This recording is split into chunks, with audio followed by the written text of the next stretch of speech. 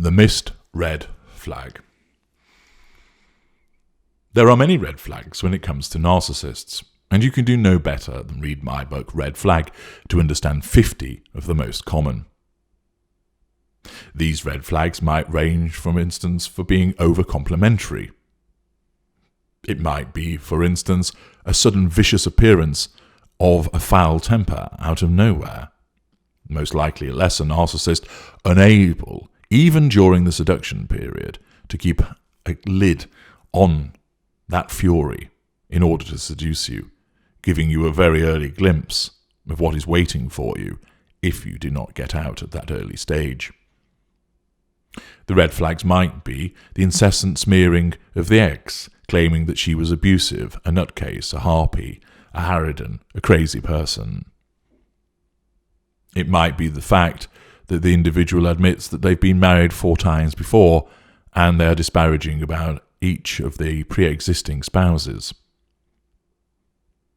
The red flags are multitudinous, extensive, frequent, and often glaringly obvious. But yet, so many of you fail to spot them. In some instances, there is a failure to spot them because you don't actually know what the red flags are. And therefore, if you don't know, how on earth could you possibly heed them? In other instances, you may have thought at the time, something's not quite right here, but you failed to act upon what was a red flag. You failed to pay attention to the glaring, obvious, with the benefit of hindsight, problem that presented itself. You didn't listen to the klaxon. You failed to see the red flag flying. The wailing siren fell on deaf ears. Why is it that you miss those red flags? Part of it, as I've just mentioned, is because some of them you just don't know about, and you don't know that that's indicative of the approach of a narcissist. Nobody recognises as the first time that we come knocking. More usually, however, you think, something's a little bit off, but you brush it to one side.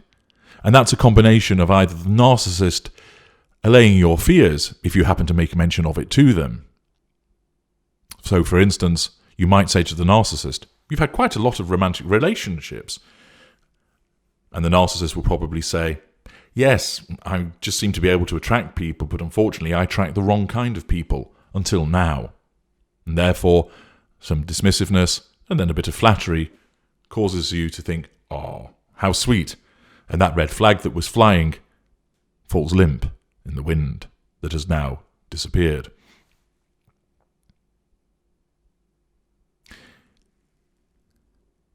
In other instances, your emotional thinking causes you to fail to take notice of these red flags. There are many, and they are flying in that wind, clear for all to see, but you ignore them. And that is because when the narcissist comes, and particularly if you become the candidate intimate partner secondary source, your emotional thinking races upwards. Why?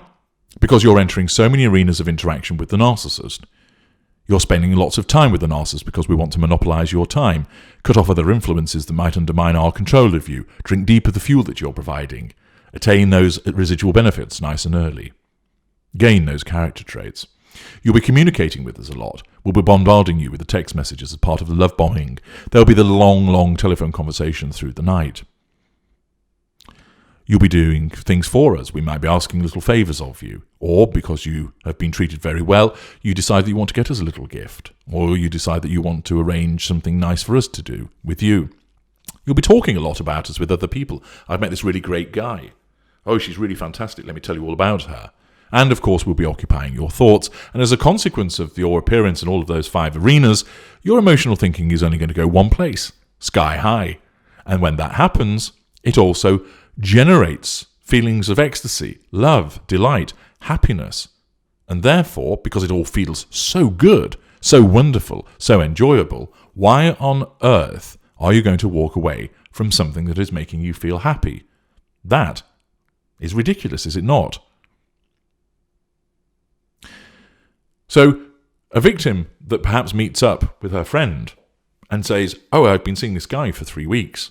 Oh, it's fantastic. I think I'm falling in love with him. He's amazing. He texts me 50, 60 times a day, really sweet texts. We talk on the telephone for several hours at night. He's bought me 4 gifts already. He says that he wants to move in with me." The friend may not know anything about narcissism, but is unaffected by emotional thinking, and thus says to the victim, "He's texted you 50, 60 times a day. Do you not think that's excessive? He's not really recognising any boundaries there, is he?" And of course, the victim might go, I suppose it's a little bit much, yes, but he's only being sweet. It's only because he likes me so much, and that's much nicer after that idiot that I was with before, who of course was probably a narcissist. The red flag goes unnoticed. "And what's this you spend hours on the telephone each night?" "Is that why you couldn't come to badminton on Tuesday?" "Yes, he said to me," told him that I got badminton, and he asked if I'd cancel it so that we could speak. "Right. Did you speak to him on Monday night?" "Yes." "Did you speak to him on Wednesday night?" "Yes." "So why couldn't it wait one night?" "What do you mean?" "Well, he's talking to you every single night. That's kind of monopolising your time, and you've only known this guy 3 weeks, and already you're cancelling badminton, and we've been playing for years. He's impacting on your social life." "Well, it was only the once, you know, and isn't it the case that you see less of your friends when you meet somebody?" "Well, possibly," says the friend, "but not that quickly." "And what's this about buying you 4 gifts? Is it your birthday?" "No." "It's not Christmas?" "No." "Have you achieved anything recently that would merit the purchase of a gift?" "No, he's just being kind and sweet." "Is he now? Or is he not grooming you in some way?" "What do you mean grooming? You make him sound like he's a paedophile." "Well, no, I'm not saying that he's that, obviously," says the friend. "But it does seem rather unusual that he buys you 4 gifts when he hardly knows you." "Well, he's just being nice. Look, do you like this bracelet?" "Yes, it's very nice, but that's not the point." "And what's this talk about moving in together? Don't you think that's a bit fast?" "Well, I suppose so, but we get on so brilliantly, and we spend so much time together as it is, it would make sense to." The emotional thinking isn't causing the victim to do this. "I receive 50 to 60 texts a day from him. That seems to me like he's asserting control over me. That doesn't recognise any boundaries. He's showing an absence of emotional empathy because he's not thinking about how that might impact upon my day. I do have other things to do besides reply to him."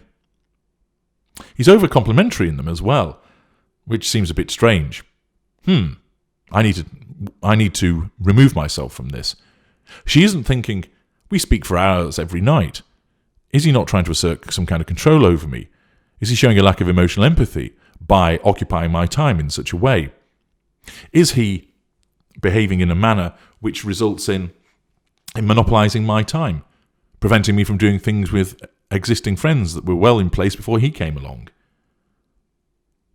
Is he showing an absence of emotional empathy for not taking into account that this is stopping me from doing other things?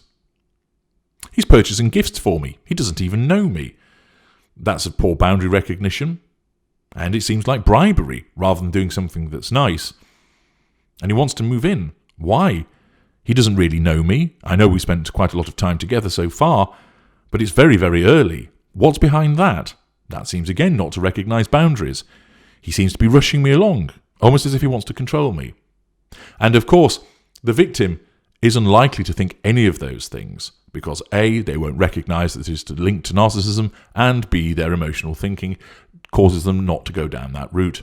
And instead, they're more likely to turn to their friend and say, "Well, if you're not going to be happy for me, perhaps we shouldn't be friends anymore," or "Please don't be like this, I want you to be happy for me." They dismiss it. Often, there is one huge red flag, which you never saw at the time, or you did see, but you dismissed it, or you downplayed it, or the narcissist talked you round about it. One solitary, massive red flag, fluttering in the breeze, that you saw, but you didn't pay any attention to. That is the missed red flag. Was there such an instance in the relationship that you had with the narcissist? And if so, Looking back now, with clarity, which arises from the reduction of your emotional empathy, the gained knowledge about narcissism, and the application of logical thinking, what was that one solitary red flag? Share your experiences in the comment section. I'm H.G. Tudor. Thank you for listening.